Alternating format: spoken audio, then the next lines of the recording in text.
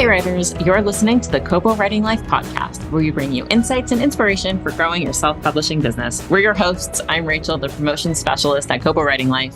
And I'm Laura, Kobo Writing Life's author engagement manager. On today's episode, we spoke to Bethany Maines, who is an award-winning author of romantic, action-adventure, and fantasy novels. When Bethany is not at her day job as a graphic designer or teaching karate, she can be found glued to her computer working on her next novel or screenplay. We talked to Bethany about her career as a writer and how she uses her background in martial arts to create her fight scenes. And we also talked to her about the growing discussions around AI in publishing and her work as a graphic designer. This was a really great talk. It was very insightful, and we can't wait for you to take a listen. We are joined today by author Bethany Maines. Bethany, thank you so much for joining us today. Thank you. It's wonderful to see both of you. Stop. While you're complimenting us, can you kick us off by telling our listeners a little bit about yourself and the types of books that you write? I write what I call women's action adventure, which is not a proper library code or a bookstore code. And so sometimes people give me the raised eyebrow, but I'm like, but you knew what I meant, didn't you? So it's romantic, it's funny, it's lots of action, and it's feminist as hell. And I've crossed genres. I guess I should specify that I started off in mystery, and I've experimented with lots of other things along the way. You're really selling it to us with feminist as hell. I just want to let you know. Yeah, well, if you're, I was gonna say, if your heroine isn't ready to kick ass to get her person of interest and kill the villain at the same time, then I'm like, why are we even here? Really? As somebody who was raised by Buffy the Vampire Slayer, this is entirely my genre. And have you always wanted to be an author? Was this always something you wanted to do? Oh, that's so funny. My mom taught art, and now she is teaching my daughter and my nieces and nephews art, which is great. But so I was going to be an artist, period. End of story. But it was like I never mentioned to myself that I also wrote stories. I mean, I learned to read, and then I was like, okay, well, now I have to write a better book because this one sucks.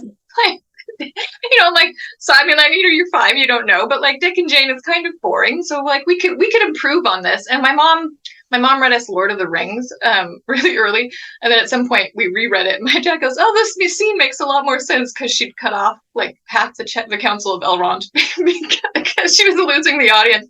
So my dad's like, "Oh, this makes so much more sense." Anyway, so I wrote like all the time. I just also drew all the time, and I was gonna be an artist. And so like in high school, I had an English teacher, and she said, "Oh, well, you're not very creative." Yeah. Found out later she went to junior high with my mom. Oh, there may have been something there. I don't know. Anyway, so I was doubly convinced that I would not write. I was an artist. And so then I got to high school, and I met one of my besties, and she was like, you could write. Like, it's a thing that you could do, that you are you are doing this right now. And I was like, oh, yeah. Like, you're kind of right. So then I started to pursue it and started to embrace that as an identity. And that was the long way of saying yes. We love an honest best friend here. That's great that she kind of gave you that inspiration you needed to kind of make the jump. What has your publishing experience been as a hybrid author? Because you have your indie books, you also have some traditionally published as well. I do. And I started out in traditionally published, which is a completely different landscape then than it is now. I mean, to put it in context, I sent in a self-addressed stamped envelope with some paper, right? Like that's how old I am.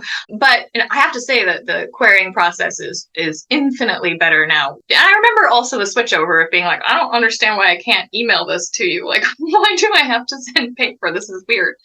So, experiencing the industry that way, and then moving kind of to independent publishing, and I'm currently talking to a small press about an upcoming book. So, it's like I'm experimenting with sort of different modes, and I have to say that the industry is quite different. And it's interesting to me because I have to say this is completely how I feel. I don't know about anybody else's experience. It feels like the industry is run and operated by women under like 1960s male concepts, which is like the weirdest. It's like you really bought into the patriarchy hard over there. Okay, like do we have to? So in some ways, independent publishing to me has been much more freeing. And I started my own business with a business partner and stuff like that. So it's like I'm looking for the freedom and self-direction of independent publishing, and I love that. But I do love the editorial and input and collaborative process of a traditional publisher working with an editor in that front sense. So it's a hard road. It's a different road. I don't know. Like anything else that I've tried, I'm like, I'm just going to do it my way and we'll see how it goes. I don't think I've ever heard, and apologies to all those in publishing, but that definition of how publishing works, I've never heard it so succinctly put, because it is an industry that is predominantly filled with women, but still has that like patriarchal flavor. So that was very, very well put. And I try not to say that to their faces, because then their feelings get hurt. Sorry. No, we need more honesty in this world. Yeah. But I'm curious, you mentioned that you really miss kind of the editorial process of working with a traditional publisher, but are there any aspects of the independent publishing world that you like really, really enjoy and wish that trad publishing had more of? Oh, so I'm sure you all are aware that basically when you get a traditional contract, they have a marketing overall budget. And then as a new author or a small author, or even a middle-aged author, you only get a tiny slice of the marketing pie. And what I've seen is such innovation, particularly from the romance genre. Those ladies always, I was going to say they always put out, we're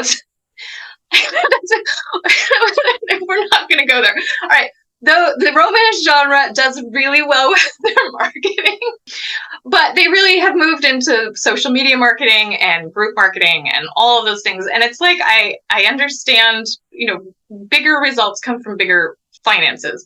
But I do wish that in some ways that the traditional publishing industry would be like, hey, here's $1,000, go market in the way that you see fit.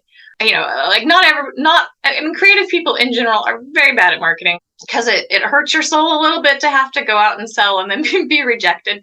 And you don't know, right? You're not a marketing professional, so you don't know what's out there. But it does feel like there are ways that the traditional publishing industry is ignoring when they could be connecting and vibing. And I love that the independent community is a community.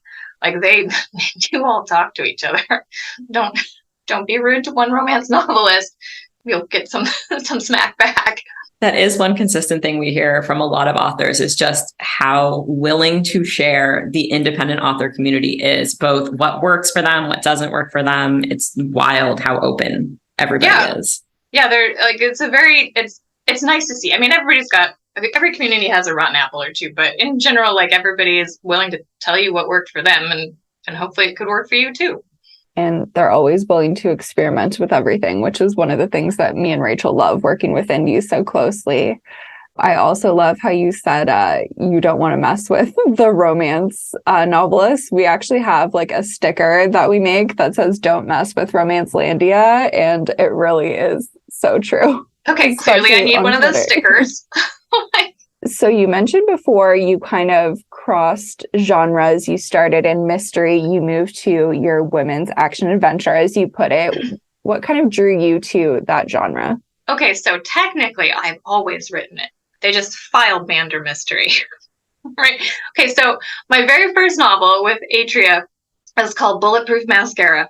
And basically, I got the idea from viewing. I went to buy lipstick from my Mary Kay lady, and it turned out to be like a recruiting event. So I'm watching this woman go across the stage in these mile-high heels, and she is just putting it down like she's Patton. And I'm like, holy shit! What if Mary Kay had a spy agency, like Frau Farbissina from Austin Powers? Like you could have it would be it would be awesome. And then I went home and I told my friends that's what I was writing, and they went, okay. And that's what I wrote. So, I mean, technically it's not yes, it's a mystery. It's just also half a bubble off plum. It's, makeup sales ladies saving the world. And I think that that's women's action adventure all day long. So yes, they filed me under mystery. I can write a mystery. I do have an entire mystery series. Like I can plot and write a mystery, but I'm funnier than that. So that's how I started. That's where I kind of think I was just misfiled originally. And so then I crossed into, and I also read a lot of fantasy growing up. So I went straight mystery. I explore my action adventure side. And then I tossed in some paranormal because I like shifter wolves and sex. And so that's good stuff. So that's how I got there. I had an aunt who, or I mean, she's still around, but she used to work for Mary Kay, and I'm going to ask her if she was ever a secret spy. And you kind of just touched on this, that you can plot, and correct me if I'm wrong, but you are a self-identified plotter. Yes. Yeah. What does that process look like for you? Like, how do you tackle the plotting process? So at some point, my agent was like, hey, you could be plotting more. And I was like, no, okay, yeah, maybe a little. So then I did do a lot of sort of self-learning and plotting. And for me, I use a 3-act outline. I spend a lot of time reading books and watching movies and figuring out how that functions. And a lot of times what I'll do is I'll start with a giant roll of butcher paper. I'll map out my 3 acts, and then I'll post-it note different colors for different characters. And I used to have one up on my wall, but I just took it down, which is a relief because I've been working on that book for a while. Otherwise, I would show you. But yeah, so then I post-it note, and then I'll copy down my notes into like one document. And then there's usually like a spreadsheet or 2 or 6 and to keep track of things. So I'll plot. And then like when I was nursing particularly, I was like, no, I'm plotting all the way through so that when I wake up in the morning, I can write and I'm not questioning what I'm writing today, right? Like I go in and I write. Now that she's 8, that's loosened up a bit. Like she can make her own sandwiches. It's okay. I can write without knowing exactly what I'm writing today. I can delve in and get back a little bit to my like, what am I feeling? What are my characters up to moments today? And when you have that like rigid plot, like outline ready to go, do you ever find that when you're in the writing process, you kind of take a left turn that you weren't expecting? And does that throw you off, or do you just go with it? Yes, absolutely. My characters are devious bastards, and they will completely throw a left turn at me. Specifically for the most recent book, which is my 4th book in the San Juan Murder Mystery series, I had a plot, and I was never completely happy with it. And so like once I got in, and I love my characters, which is a granddaughter and grandfather solving mysteries. They have their own thoughts. And so, yeah, they took some left turns and I ended up sort of in the same place, but like I definitely deviated in the middle of how I was going to get there. It's not bad. I find that it really helps for me to know the end, right? Like I can wander off the path as long as I know the end goal, and I can get there. But it's sometimes in the middle, you can be lost in the woods.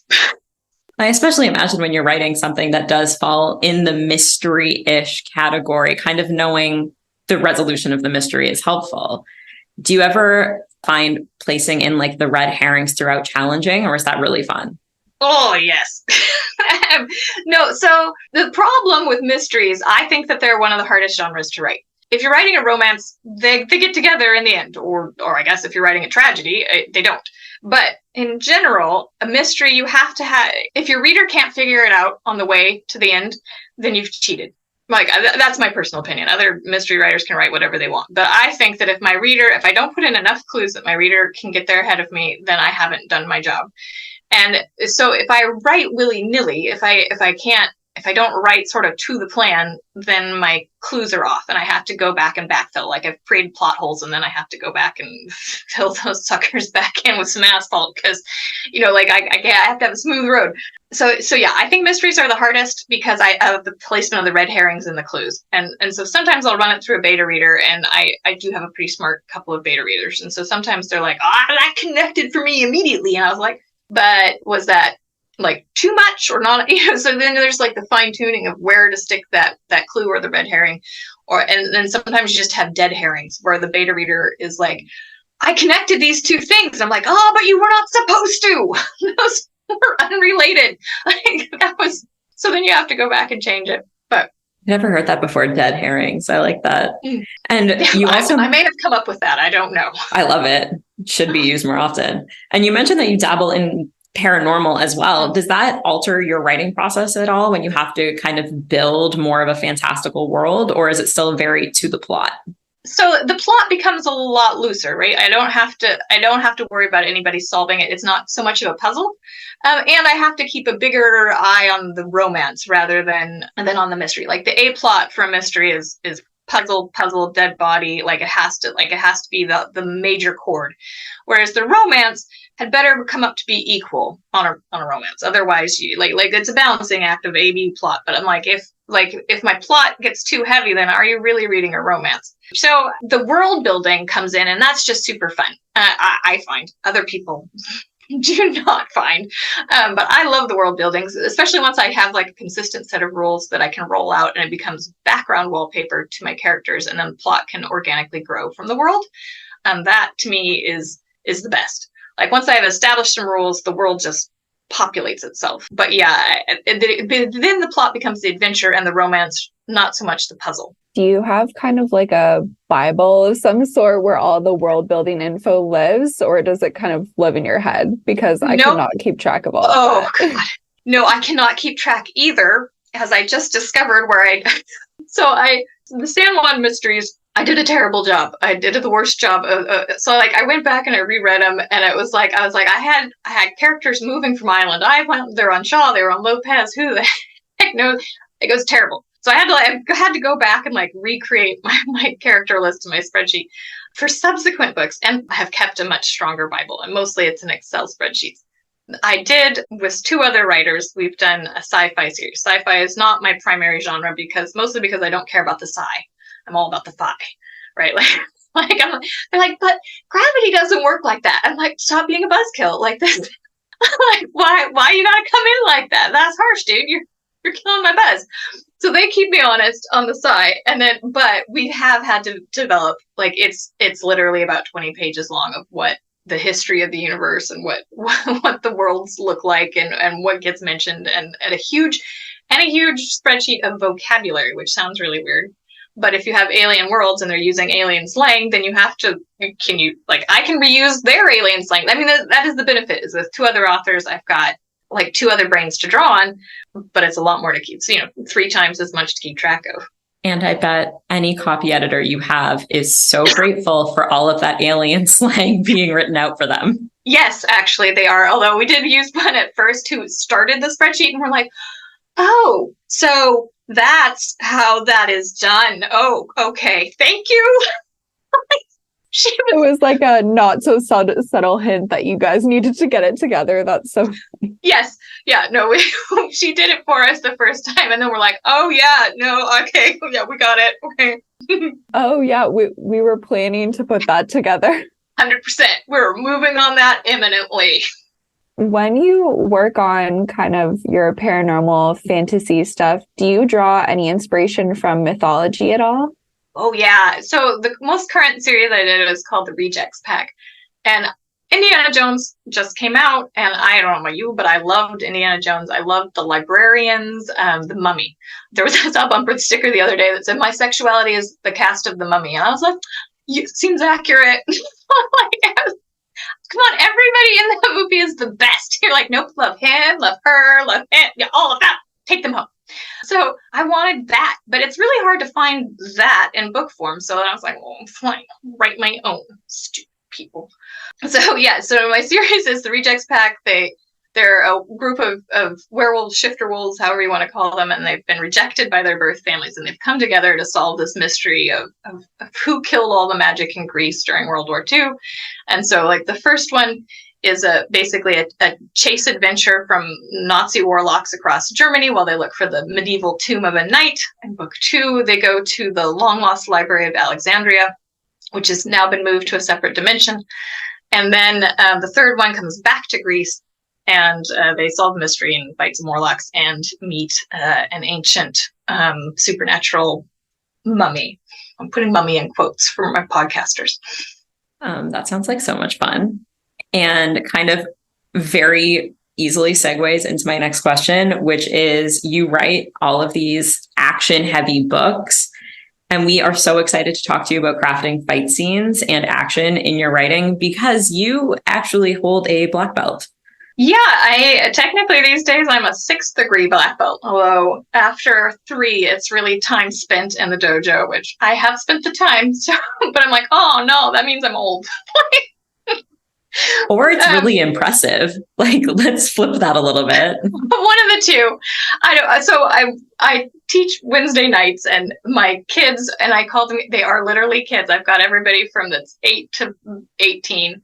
And they are hilarious, and I love them. But sometimes you're like, we are having very different childhoods. Okay, no, we're cool. I just had to adjust my thinking. We're fine here. No, so after college, I actually started karate. I took a year or so of Taekwondo, and that only matters if you care about martial arts styles. But, which we can digress on. Believe me, I could. No, so I took karate. I progressed through karate. It's a really interesting. The dojo is the first in our state to accept a woman student. It wasn't me. It was Rencho Julie, who has since passed. But she was looking for self-defense, and our instructor, who is as gruff and as they used to call him Cobra Kai, from yeah. So it had that vibe, but he's like, why wouldn't I take women? They need the most self-defense. Like, he's like, logic does not compute. So whatever else you want to say with him, he's like, no, like, women need self-defense. So he was all in. And so I felt confident in going there, and it's been a really good experience. And it's something that I have used in real life, and it's something that I enjoy imparting to other women as well, because I feel like as women, we are specifically trained to be polite and accommodating, and that is bullshit. When it comes to my safety versus being polite, I always advocate for being safe first.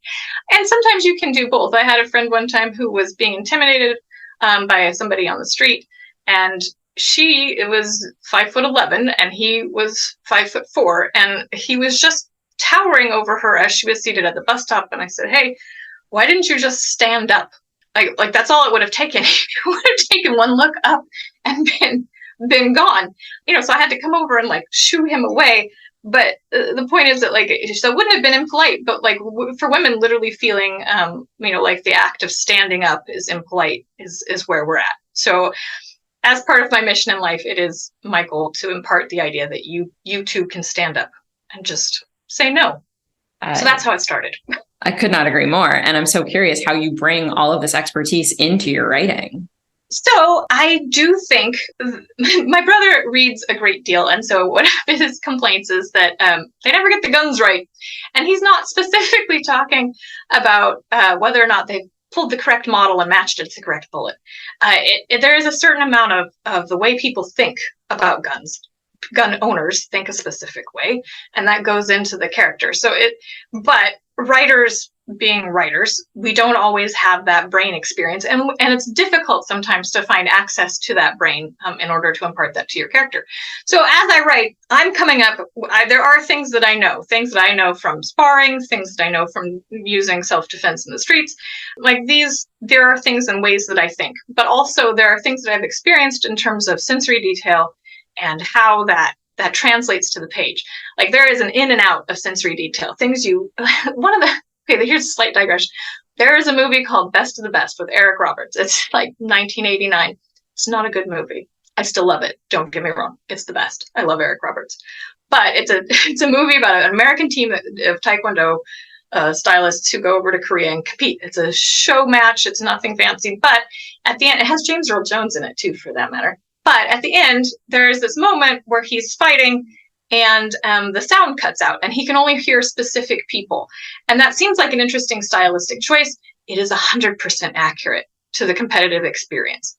Like only hearing a specific coach, the crowd is absolutely dead silent. You have no idea. Like there's stuff like that where I'm like, as a competitor, I can tell you that these things are real.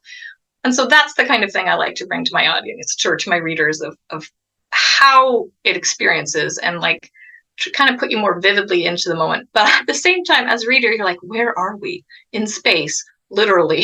So you have to balance it with where are my people placed and how is it all working out?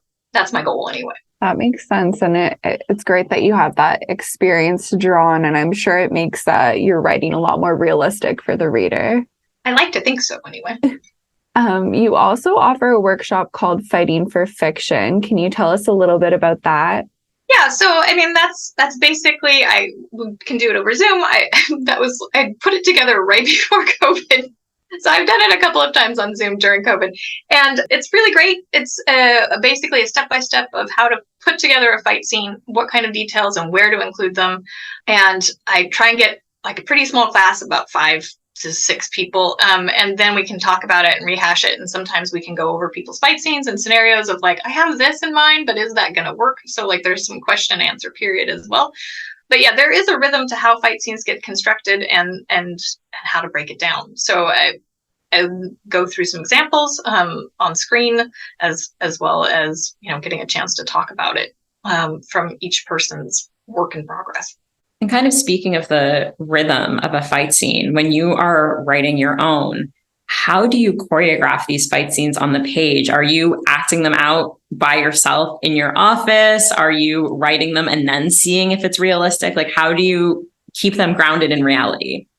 Sometimes I can just write them, depending on how complex or simple it is. Sometimes I'm out in the backyard and my neighbors are confused and slightly disturbed. So, I'm out there working through. I've got a bow, which is a large staff. And so I'm like, all right, so if I had, then I'm going to go like this. It looks very odd. And I do apologize to my neighbor. But on the other hand, I'm like, well, that's what we're doing today. Welcome to having a writer for a neighbor. Sorry. And do you have any little tidbits of advice? Like, I don't want to take away from the workshop, which anybody writing action should take. But do you have any advice for folks who are writing fight scenes into their novels? Absolutely. So I think that in general, there is an arc to your narrative, right? Don't fight your big fight before the end. Number one, right? Don't make your most fanciest fight at the beginning, unless that is your kickoff and inciting incident. Like, do not do that. So keep your fights medium, big, right? Like, go with the rise and arc of your narrative. Put in small details as well as big. And also, like, honestly, if you can, map it out in space. Like, if you're fighting on the edge of the cliff, like, you can't be telling your characters to keep going left because eventually you'll go off the cliff. So be aware of your setting. And then draw it out if you have to, or use a different medium so that you feel more grounded, because that will 100% translate to your writing as well. Quick tips. And do you have any pet peeves where as a reader, you're like, this is not realistic at all. This would never happen? Oh, sure. Let's go down the list. Waifu, where your $120 heroine or 99-pound heroine is throwing 400-pound dudes around. That's always a classic. Kung Fu made her powerful. That's a good one too, where you're just like, I've learned this in 3 days, and now I am magically able to take on hordes of orcs. And you're like, it doesn't work that way. I don't care if you are the chosen one. Sorry, but it doesn't. So sometimes, like, and I really understand the Matrix wish fulfillment, right? Plug yourself in, take the blue pill, whatever it is, and suddenly you know all the things. You can have all of the knowledge in the world, but you don't have the skill set, right? Like, just because it's simple doesn't make it easy. You still don't know what it's like to punch someone. It would still be shocking, right? So like there would still be a very sharp learning curve. And then, of course, one of my friend's favorites, which is a classic, is getting shot in the shoulder completely, better in 2 days. It's only a shoulder wound. Only a shoulder wound. It's fine. There's no repercussions here. It's only a major muscle group. Ignore this. Don't look behind the curtain. Now, I'm sure I've got more.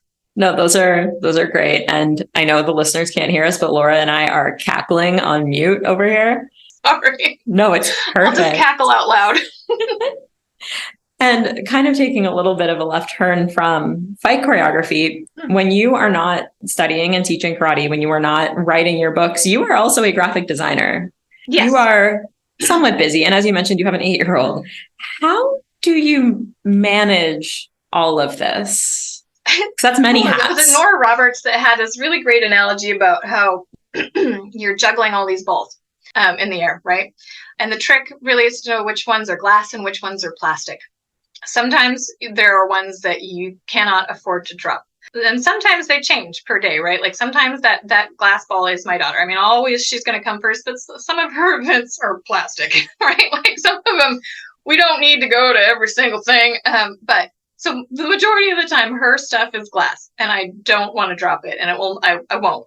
There are some work things that have to get done, and then there are some writing things where I'm like, part of the joy of being indie is that I can extend my timeline, right? I always try, if once something's up in pre-order, I don't miss it.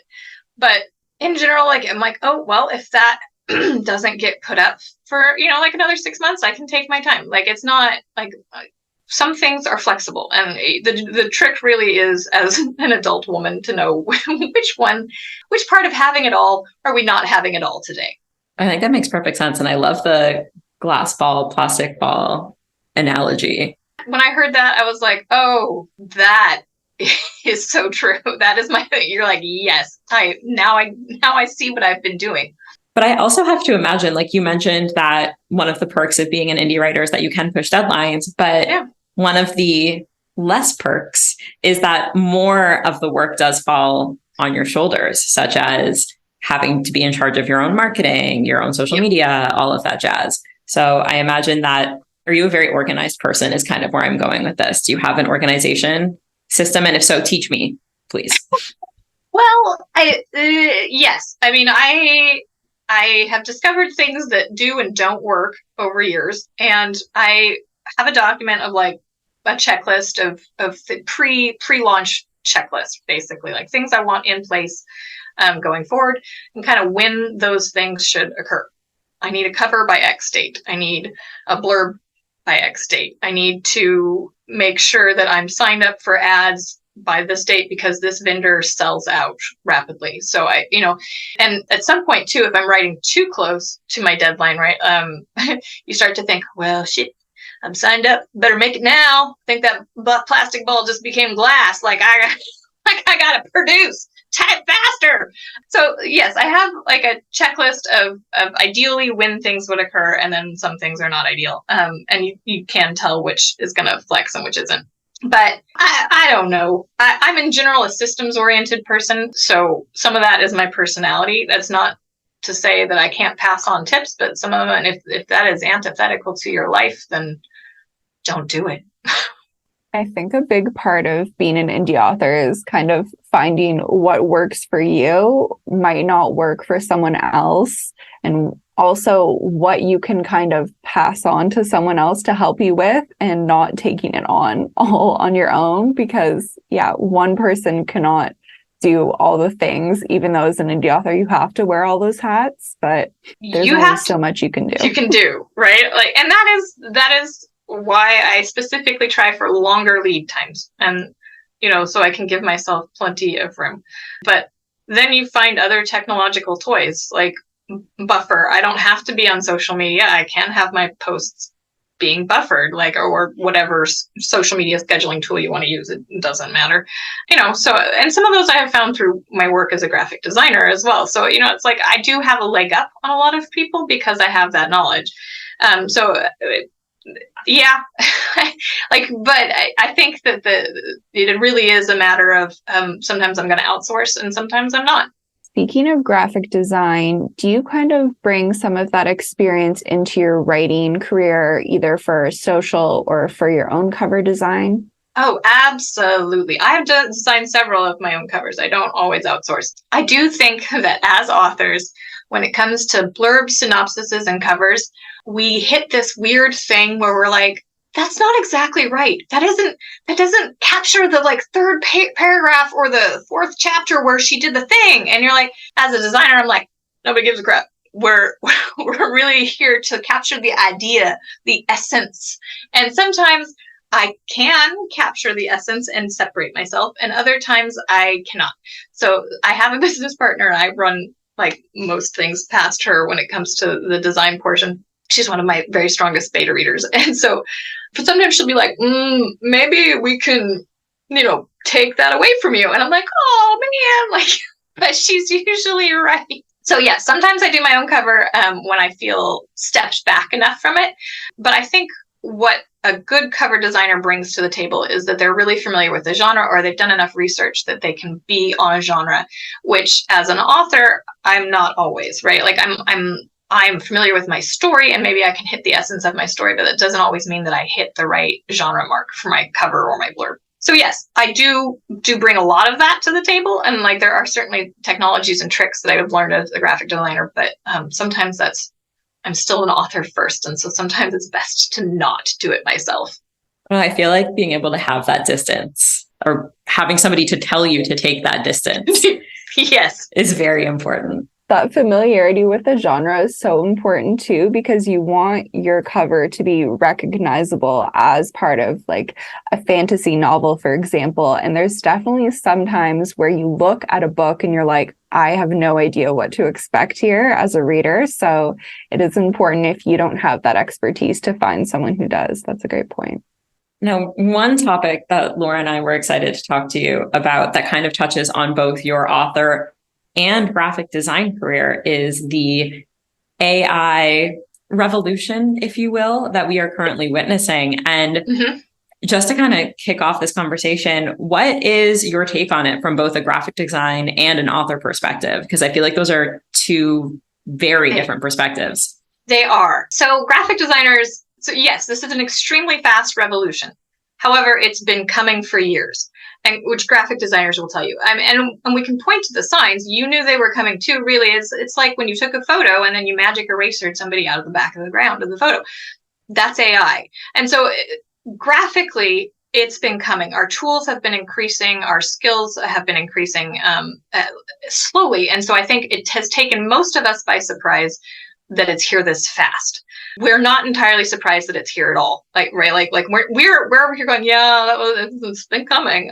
So everybody else is like, and we're like, oh no, that bus said it was coming. Like it's faster than it was on schedule for, but it's here. So from a graphic design perspective, what I see is, let's walk you through a graphic design project, number one. I don't think that most people really understand graphic design. It is the wallpaper of your life. You literally do not exist in a sphere that has not been designed. From interior design to graphic design to user design and user interface, it's all a designer. A designer has touched this. But it becomes such wallpaper that people take it for granted, right? They're like, it just exists. Yes, because somebody made it exist.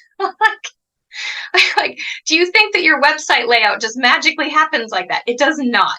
So in some ways, what I see is that things, for instance, a graphic designer will get a project. They will purchase stock imagery, photos. They will purchase stock illustration, vector graphics, whatever they need, sometimes infographic, and they will put it together in a cohesive package that is easy to read. And there's a lot of information on how to design that skill that is acquired from a designer. So having something else generate the imagery is not that problematical, right? I'm already purchasing assets and using them in my own design. So getting something from an AI and using it in part of my design is not particularly problematical to me. Caveat, asterisk. And now we talk about why it's a problem. So the problem becomes that how these things were trained, right? I've experimented. I've done some work. I've seen. I want to know what's out there. I can't close my eyes and say, "Oh, I hope this doesn't come for me," because it's coming for me. So the problem is, I've come in. I've put in a prompt. I get an image as a result, and the AI knows enough to put in a signature at the bottom. It doesn't say anything. It's just blurb. Like it's just like. Bleh. But the fact that the AI knows to put in a signature means that it was trained on stuff that had a signature. Which tells me that it's been trained illegally. It will also return stuff with an almost watermark, which again is a light portion of with a logo on an image. So that means that somebody's been illegally feeding it stock imagery with a watermark. So if the AI knows enough that a watermark should go here, again, it's illegal. So any one image turned back by an AI is not a problem. The problem is how the technology was trained. So that's graphically. Segue to the writing portion. I've tested it there. If I'm using it to come up with blog topics, an outline, sure, as long as the content is publicly available, then what it returns is relatively okay. If it comes back with, like, I had half a novel plotted, like, sort of. I was like, I don't know, what is the end? I don't know. So I'm like, I'll try it out. It's my stuff. I'm using it to generate. It was crap. Right? Like it can't come up with ideas. It's terrible. So depending, if I'm using it as a tool, I don't have a problem with it. If I'm using it as the end all be all, like if that is the end result, if I'm using what is churned out of that hopper as end result as the final product, no. And I really do have a problem with how it's being generated, how it's being fed and trained. So that's my spiel on AI. Do you think there will ever be a space for AI in the indie publishing space in an ethical way? Like I said, if I'm generating content, No. If I'm generating like an assistance to myself, like if I'm using it to spur my ideas, to bring it forward, I could see that. Like, I have clients that need blog posts and need outlines. And so like using it as an outline, sure, but you still have to write the content but I mean, if you're churning out content and you're just posting that, you haven't fact checked it, which God knows there's so much stuff on the internet that isn't right. So no, good luck with that. But then also no, I don't, if you didn't write it, then you shouldn't put your name on it, or at minimum your pen name. And at the rate that AI is currently moving, which, as you mentioned, is pretty quickly, how do you think this is going to impact the future of publishing, which doesn't really have a lot of AI checks and balances in place at the moment? That is annoying. I mean, right now, Amazon has put a new checkbox on their self-publishing end that says, did you use AI for any part of this? And you can click yes, or you can click no. But everybody knows that these big fat liars can still check no, right? I mean, this isn't like, are you checking? No, you just put a checkbox in. That's like, you're like, do you promise that you're telling the truth? Oh, good. You know, like, I'm sorry, it's crap. I mean, like, nice, thanks for making someone feel better. It doesn't make me feel better. I do think there needs to be more checking. On the other hand, what I've definitely seen is that Amazon and other places get it wrong. So like their AI is scanning for AI incorrectly. And of course, the problem with Amazon is that they don't have any recourse, right? Like, good luck talking to a person. You employ so many billions of people, but you can't actually find one. So I do think that I do wish there were more places that checked and had more checks and balances in place. I think that it will have to come along, but if we've seen anything, it's that the publishing industry is slow to respond to technology. Yeah, like you mentioned up off the top, you couldn't even email in a manuscript. You had to send it by mail. Yes, I did. I was like, why are we doing this? This is famously so weird. On the ball. Now, you did mention that you kind of touched on the like ethical ramifications of using AI generated images. Do you think that authors should avoid using AI when designing or working on their covers? Or do you think it's a good way to draw inspiration? I think inspiration is completely on the table. I think you can do it. I do think for a lot of indie authors, what they do and what I'm trying to be careful here. I think what happens is they get an image, they stick some text on it, and then that's their cover. Unfortunately, that's not really design. I mean, like, you can look through the lists of books and go, like, right? Like, and that, but you can tell the difference between one that is designed and one that simply has had words slapped on an illustration. And all that AI currently is able to churn out is an illustration, right? Like, they're just putting out imagery. So I think if you really wanted to do it right, you would have to take the image, use it as inspiration, pull it apart, use chunks of it, like, don't use it as is. The basic gist on copyright law is that you should change like 10 to 15% at minimum in order to clear copyright. So if you take that and apply it continually and ethically to the AI art, you, I think, would be legally fine. I would still be uncomfortable with, depending on its use. And that's kind of the best I can do. No, I think that makes sense. It's kind of like using it for inspiration, but then make it your own. Yeah. And don't just do that by putting your name on it. Yeah. Like, just putting your name on it that doesn't count. So I think that there's more leeway if you're using it for marketing, which is more ephemeral. But again, it's like, I think you should use portions of it. I don't think that you should use it as it was delivered, I guess is my bottom line. Going to take us on another hard left turn here. I feel like if I ask any more questions about AI, I'm going to get myself in trouble. Right. But you also write screenplays and short stories. Novels is not your only medium for a creative outlet. And I'm so curious if your writing process changes when doing these projects, especially short stories, because I imagine your butcher paper is much shorter for those.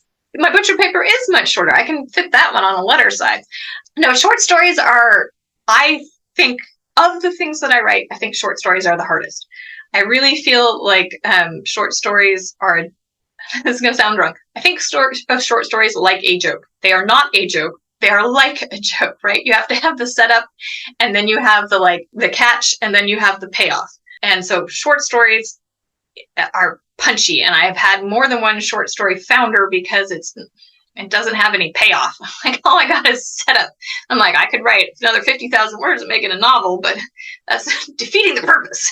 So for me, short stories are a challenge, and I kind of go in bursts on those. Like I spent 2022 like trying to get a bunch of those published and writing them, and it was great. But 2023 has been a no-go as for short stories. However, so I think that they're a very different format. I got into screenplay writing, which is a different format, but it is structurally similar to what I already write. It comes in a 3-act outline and that sort of thing. And primarily what I wanted to do was flip my books into scripts and see how to do that. So I took a class, I read some books, and it's been really interesting and really educational. Surprisingly, the one that I have sold is actually a very short script based on a short story called Susie Makes Cupcakes, and it is not about cupcakes. To be perfectly clear, it is about a woman who has an abusive husband who works for the mob, and she decides to take the bag money and kill him and put him in the chest freezer and leave town. And so the story is about essentially their one conversation where he realizes that he's the one that got the chest freezer out of the garage, and he's the one that he realizes that as they go, like, just how long this plan has been going on and how much trouble he's really in.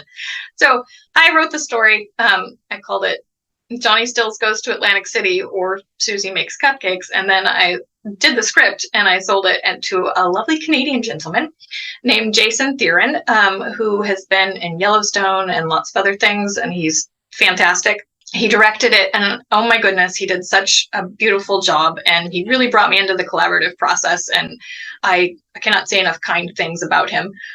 He really cast well, and so it was one of those things where the bad guy is always the hardest, right? Like, you're like, okay, she's good, she can shoot some people, I'm in. And then I saw the bad guy, her husband, on screen, and I went, oh my God, he's the best asshole ever. Like, I was so pumped. Like I was like, I sold on the heroine, I loved her, but then I didn't know how much I could, love to hate somebody until I saw my villain on screen. It was great. So it's been a really fabulous experience. He's currently submitting it to festivals. I think he got into Calgary one. So I think that's local for him. So he's very excited about that one. But we've been in Wyoming. We've been in several other places, gotten some nominations for awards from the various festivals. So it's been a very fun thing, but nobody can watch it yet unless you go to a festival. So I think next year it'll be available to the public. So that's been exciting. That's so exciting. Well, hopefully we get to watch it at some point. So we've kept you for a while now talking about all the different topics. We went on a bunch of different tangents. Yes. So we also wanted to hear about what you're working on now and what readers can expect from you next. I went on so do you ever just look at the Facebook ads for books? Yes, no, and then I love them. I love them when they have the little excerpt. Love that. It's the best. So I went on a whole binge of romantic comedies. I write pretty funny anyway, unless it hasn't been clear. It's action, it's feminist, and it's funny. It's got to have the funny. Otherwise, I probably didn't write it. Check your AI generator, because if it's not funny, I didn't write it. But anyway, so I went on a whole binge. So currently, I am working on sort of a security expert meets paralegal in an elevator. And then, of course, they get attacked and there's other things happening. But so it's sort of age gap romantic comedy with some action. And that is what I'm currently writing on. Coming up next, I've got a Seattle mystery about a UW student whose bionic eyeball gets stolen by the Chinese, and how she has to put together her team of friends to get it back and save the day. It's called Eye Contact. I should probably save it. I love that name.